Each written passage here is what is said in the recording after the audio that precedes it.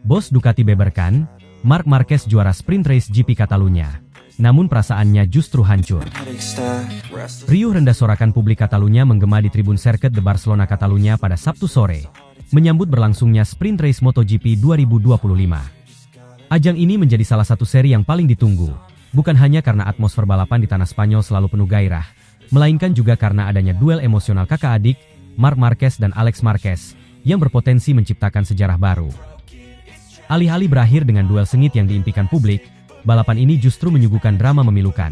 Alex yang memimpin hampir sepanjang balapan terjatuh di lap ke-9, memberikan kemenangan ke-8 beruntun bagi Marc sejak Aragon, tetapi membuat sang kakak tak bisa benar-benar berbahagia di atas podium. Balapan dimulai dengan antusiasme yang tinggi. Alex Marquez, yang sebelumnya memecahkan rekor sirkuit dan mengamankan pole position, memulai sprint dari posisi terdepan. Di sampingnya, Fabio Quartararo dari Yamaha tampil percaya diri setelah meraih P2 di kualifikasi, sementara Marc Marquez, dengan Ducati berkelir merah menyala, mengisi grid di posisi ketiga. Kombinasi ini menghadirkan skenario sempurna untuk sebuah drama motorsport. Duel antara saudara kandung di lintasan, dibayangi oleh ancaman bintang Prancis yang sedang haus podium. Saat lampu merah padam, Alex langsung melesat, mempertahankan posisi pertamanya dengan brilian. Quartararo mencoba menusuk dari sisi dalam, namun Alex menutup jalur dengan agresif.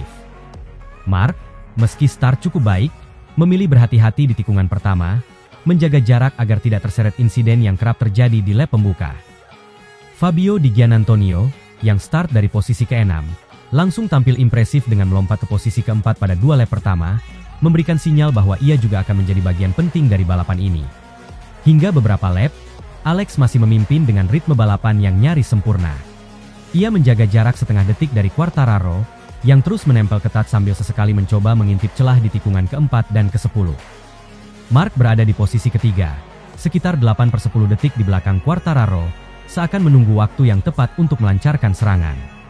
Publik Catalunya larut dalam ketegangan. Apakah ini akan menjadi duel kakak adik pertama yang nyata, atau justru Quartararo yang mampu merusak dominasi keluarga Marquez? Sayangnya, momen yang ditunggu pecah di luar dugaan. Memasuki lap ke-9, Alex yang tampak begitu stabil kehilangan cengkeraman ban depannya. Dalam hitungan detik, motornya terhempas keluar lintasan. Penonton serentak terdiam, sebelum kemudian terdengar teriakan kecewa. Di paddock, tim Gresini Ducati hanya bisa memegangi kepala, tak percaya dengan apa yang baru saja terjadi. Marc akhirnya memimpin dan menguasai jalannya sprint dari lap ke-9 hingga finish. Quartararo berusaha menempel, namun kecepatan Ducati di trek lurus memberi keuntungan besar bagi Marc.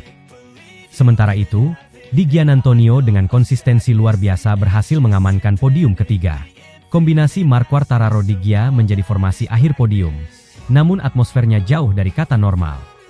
Marc memang menutup balapan dengan kemenangan, mencatatkan sejarah baru, 8 kemenangan sprint race beruntun sejak Aragon. Namun, ekspresi wajahnya bercerita lain. Saat melintasi garis finish, ia hanya mengangkat tangannya sekilas, jauh dari selebrasi energik yang biasanya ia lakukan. Kemenangan ini terasa kosong, ucap Marc kemudian dalam sesi wawancara pasca balapan. Saya ingin menang dengan cara bertarung melawan adik saya di lintasan hingga akhir lap, bukan karena ia terjatuh. Rasanya berat merayakan sesuatu ketika orang yang paling dekat denganmu justru merasakan kekecewaan mendalam. Alex sendiri tak bisa menyembunyikan kekecewaannya. Ia berjalan kembali ke paddock dengan wajah tertunduk, melepas helm dengan gerakan cepat penuh emosi. Dalam wawancara singkat, ia hanya berkata lirih, "Saya merasa kecewa, terutama karena ini balapan di kandang sendiri. Saya memimpin hampir sepanjang lomba, tapi kehilangan kendali hanya dalam sepersekian detik. Itulah balapan.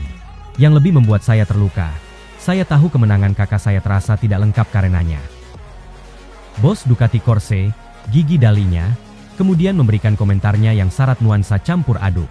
Secara teknis dan pencapaian, ini adalah hari yang fantastis.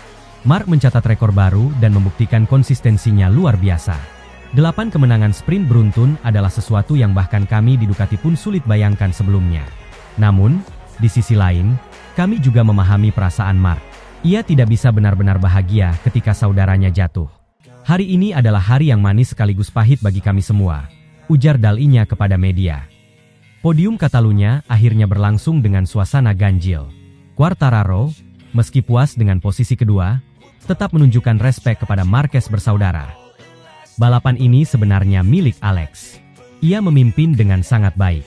Saya senang bisa kembali ke podium, tapi saya tahu semua orang ingin melihat duel antara Mark dan Alex hingga akhir, katanya. Di Gia, yang finish ketiga, menyebut podium kali ini adalah salah satu yang paling emosional dalam karirnya. Saya bahagia bisa naik podium, tapi ketika melihat ekspresi Mark, saya tahu ini bukan kemenangan yang bisa ia rayakan sepenuhnya. Para fans di tribun, meski kecewa atas jatuhnya Alex, tetap memberikan tepuk tangan panjang, seakan ingin menyemangati kedua bersaudara yang menjadi pusat perhatian sepanjang pekan.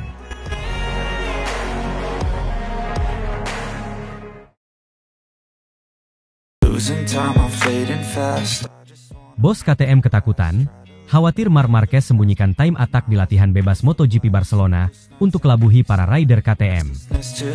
Aroma persaingan MotoGP di sirkuit Catalunya tahun ini terasa lebih panas dari biasanya.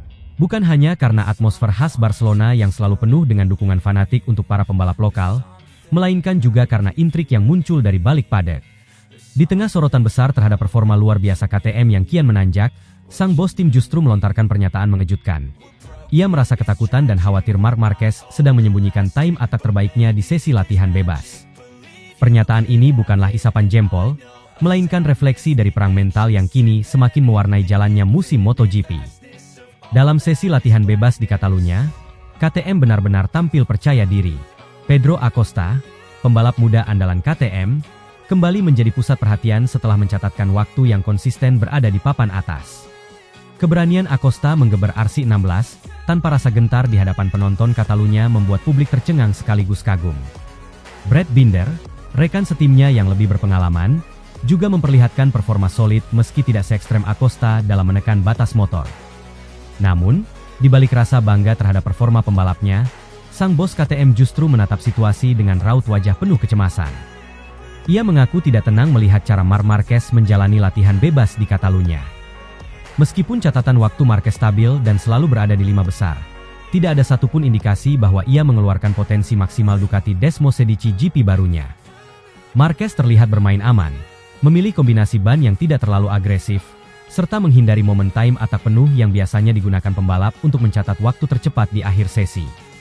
Bagi bos KTM, sikap itu bukanlah kebetulan. Ia mencium adanya strategi yang disengaja, sebuah permainan mental khas Marquez untuk mengecoh para rival. Marc itu selalu penuh perhitungan. Kami tahu dia tidak pernah menampilkan semua kartunya di awal. Ada rasa takut bahwa apa yang dia tunjukkan di latihan hanyalah ilusi. Bisa jadi dia menyimpan kecepatan sebenarnya untuk kualifikasi atau balapan utama. Dan jika itu benar, maka kami semua di KTM harus bersiap menghadapi kenyataan pahit. Ungkapnya dengan nada serius dalam wawancara yang dipublikasikan media Spanyol. Ketakutan tersebut sesungguhnya beralasan. Marquez memang dikenal sebagai pembalap yang lihai memainkan strategi psikologis. Dalam beberapa musim terakhir, ia kerap menahan diri di sesi latihan bebas, seakan membiarkan rival merasa lebih cepat darinya. Namun ketika momen penentuan tiba, entah di sesi kualifikasi ataupun balapan utama, ia mendadak mampu meledak dengan catatan waktu yang jauh melampaui dugaan banyak orang. Gaya ini bukan hanya soal kecepatan, melainkan juga perang mental.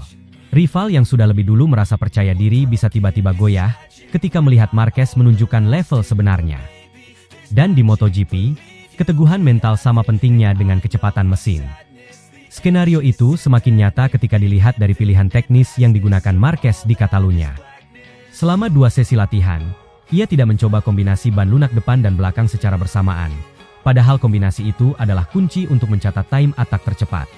Sebaliknya, Marquez lebih sering mengandalkan ban medium, seakan hanya ingin menguji konsistensi motornya dalam simulasi balap jarak menengah. Hal ini membuat catatan waktunya terlihat wajar saja, tidak terlalu mengancam, namun tetap stabil di papan atas. Banyak analis menilai langkah itu disengaja agar Ducati tidak menunjukkan kartu as mereka terlalu cepat, sekaligus untuk membiarkan KTM merasa memiliki keunggulan. Bagi KTM, situasi ini terasa seperti pedang bermata dua. Di satu sisi, performa Acosta dan Binder memang nyata adanya. RC16 musim ini terbukti cepat di sektor lurus dan cukup stabil di tikungan cepat, 2 aspek yang krusial di Catalunya. Tapi di sisi lain, jika benar Marquez masih menyimpan time attack terbaiknya, maka keunggulan KTM di latihan bebas bisa jadi tidak lebih dari fata morgana. Begitu Marquez mengeluarkan catatan waktu sesungguhnya, semua rasa percaya diri itu bisa runtuh seketika. Lebih dari itu, KTM juga menghadapi persoalan teknis yang tak bisa diabaikan, degradasi ban. Dari simulasi balap jarak panjang yang dijalani Acosta dan Binder, terlihat jelas performa mereka menurun drastis setelah lap ke-12. Kecepatan yang awalnya konsisten mulai tergerus, dan motor tampak sulit mempertahankan cengkraman di tikungan-tikungan panjang Catalunya. Bandingkan dengan Ducati, yang dalam simulasi serupa justru terlihat lebih stabil hingga lap terakhir. Masalah ban ini menjadi bayang-bayang serius bagi KTM, karena balapan utama di Catalunya bukan hanya soal cepat di awal, tapi juga soal menjaga ritme hingga bendera finish. Sekarang kami terlihat cepat, tapi saya takut itu hanya sementara. Jika masalah ban tidak bisa diatasi, maka keunggulan ini akan sia-sia. Marquez mungkin hanya menunggu kami jatuh dalam perangkap, dan itu yang benar-benar kami khawatirkan, tambah bos KTM dengan nada getir. Sementara itu, para pendukung lokal di tribun tampak terbelah. Sebagian besar tentu mendukung Marquez, sang idola Spanyol yang kembali menemukan kehidupan baru bersama Ducati. Namun tidak sedikit juga yang mulai menaruh simpati pada Pedro Acosta, anak muda Spanyol lain yang dianggap sebagai pewaris masa depan MotoGP. Pertarungan antara Marquez dan Acosta seakan menghadirkan drama lintas generasi. Sang legenda yang masih haus kemenangan berhadapan dengan si bintang baru yang sedang naik daun. Bagi KTM, ini adalah momentum emas untuk menunjukkan bahwa mereka benar-benar siap menjadi kekuatan besar, bukan sekadar penantang. Namun sekali lagi, semua keberanian itu bisa runtuh jika prediksi sang bos benar adanya. Bayangkan jika di kualifikasi Marquez tiba-tiba melesat dengan catatan waktu setengah detik lebih cepat dari semua orang. Setelah sebelumnya ia terlihat biasa saja di latihan bebas. Bukan hanya KTM, tetapi seluruh padek MotoGP akan dibuat terkejut. Efek mental dari kejutan semacam itu sangat besar, karena lawan akan merasa tertipu dan kehilangan arah strategi.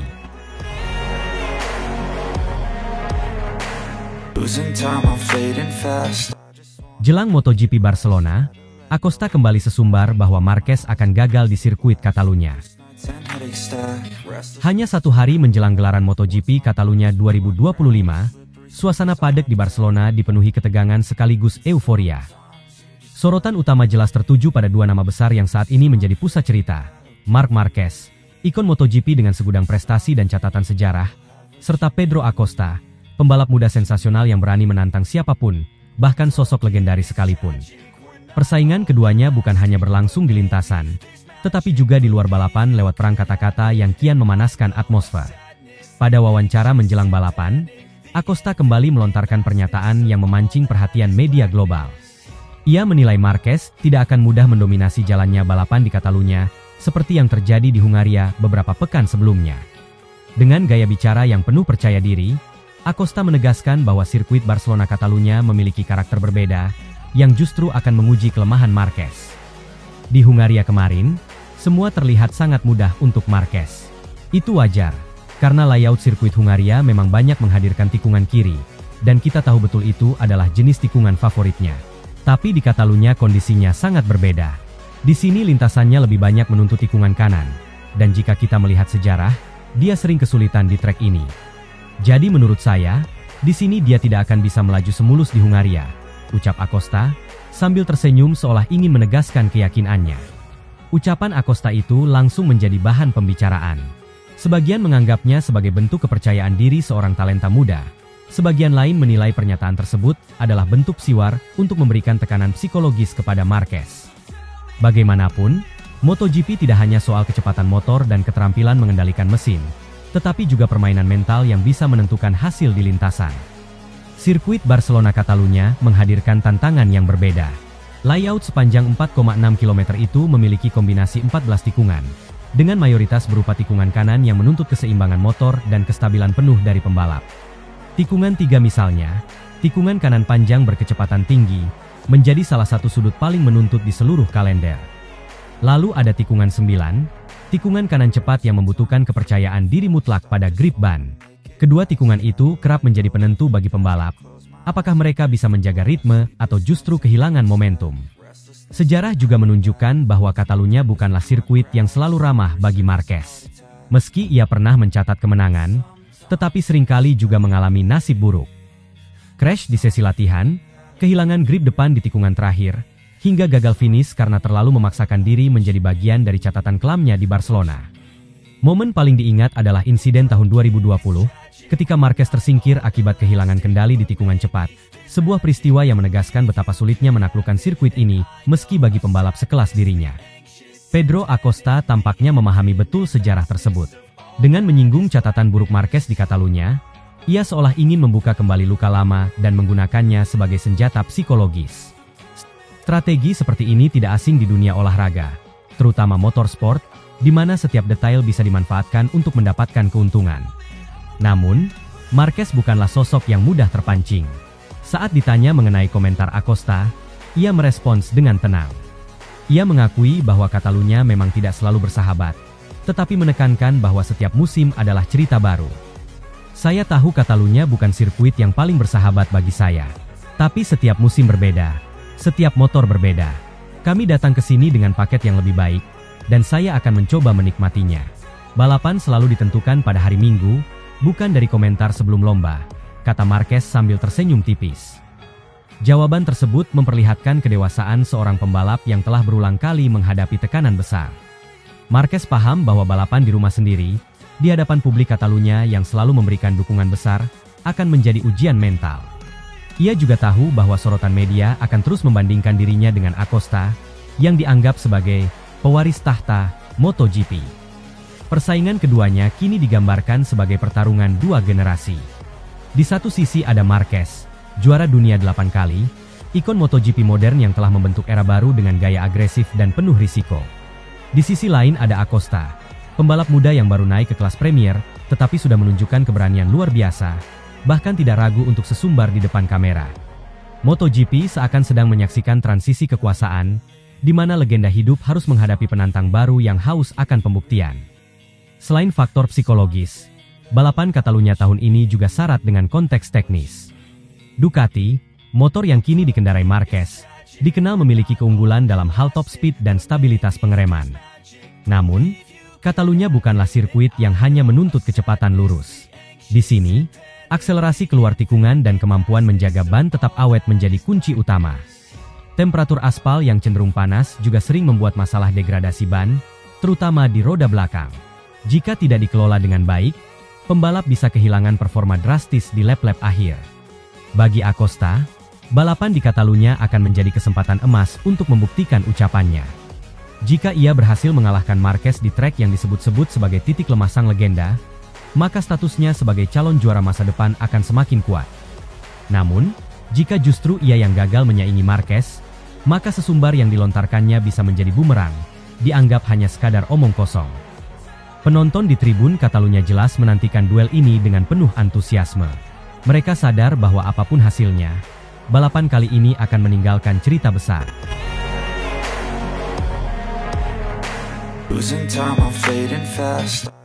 Gigi Dalinya kembali marahi Bagnaia. Tardozzi justru mohon-mohon ke Marc untuk bantu keterpurukan Pecco. Gelombang panas MotoGP 2025 terus berlanjut, dan suasana di dalam garasi Ducati Lenovo Team semakin bergejolak menjelang seri penting di Catalunya, 5 hingga 7 September akhir pekan mendatang. Semua mata tertuju pada duo bintang mereka, Marc Marquez yang tengah berada di puncak kejayaan setelah kembali menemukan sihirnya, serta Francesco Bagnaia yang justru terjebak dalam keterpurukan performa panjang. Ketika MotoGP Balaton Park di Hungaria menjadi saksi bagaimana Marquez mengamankan kemenangan ganda, sprint dan balapan utama, dengan penuh dominasi, Pecco hanya mampu finish di posisi ke-9 setelah berjuang keras melawan dirinya sendiri, motor yang terasa asing, serta penalti yang membuatnya semakin tenggelam. Situasi ini semakin memperlebar jurang kontras antara dua pebalap pabrikan Ducati, dan membuka ruang bagi komentar pedas dari petinggi Ducati, Gigi Dalinya, yang secara jelas kembali semprot Bagnaia. Di sisi lain, tim manajer Davide Tardozzi sampai harus menurunkan ego manajerialnya, seolah memohon pada Marc Marquez agar keberhasilan serta aura juara milik Baby Alien bisa menular dan membantu menyelamatkan moral rekan setimnya, sang juara bertahan Ducati yang kini sedang rapuh. MotoGP Balaton Park menjadi panggung utama drama Ducati. Marc Marquez, yang baru saja menjalani musim keduanya bersama Ducati, tampil buas bak api yang membakar habis di padang kering. Ia meraih pole position dengan memecahkan rekor sirkuit sebanyak 2 kali, lalu melanjutkan dengan kemenangan sempurna pada sprint, dan melengkapinya dengan kemenangan ganda di hari Minggu. Seluruh pada kembali diingatkan bahwa Marquez yang pernah merajai dunia dengan 8 gelar juara dunia, kini benar-benar kembali menemukan Marc Marquez yang lama di atas motor Desmosedici GP25. Sementara itu, Bagnaia justru seolah menjadi bayangan dirinya sendiri. Krisis ini bukan yang pertama bagi Bagnaia musim 2025. Sejak awal musim, konsistensinya terganggu. Ia mengeluh motor terasa tidak natural, grip hilang secara misterius, dan setiap setup tidak kunjung memberikan rasa percaya diri.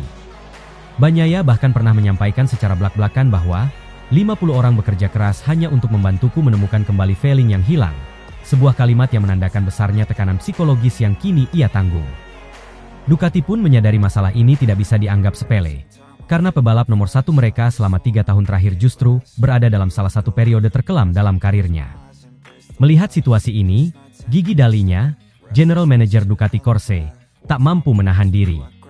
Dalam wawancara setelah GP Hungaria, ia dengan lugas menyatakan bahwa perekrutan Marc Marquez adalah langkah paling tepat yang pernah ia buat dalam beberapa tahun terakhir. Ucapannya memang bernada pujian untuk Marc, namun secara implisit juga menjadi kritik bagi Bagnaia. Dalinya berkata, "Kami tahu apa yang kami lakukan ketika memutuskan membawa Marc. Kami melihat betapa cepat ia bisa beradaptasi, betapa keras ia bekerja, dan betapa lapar ia masih untuk menang. Dan keputusan itu kini terbukti." Kalimat ini terdengar manis untuk Marquez, tetapi tentu pahit bagi Bagnaia yang justru sedang limbung.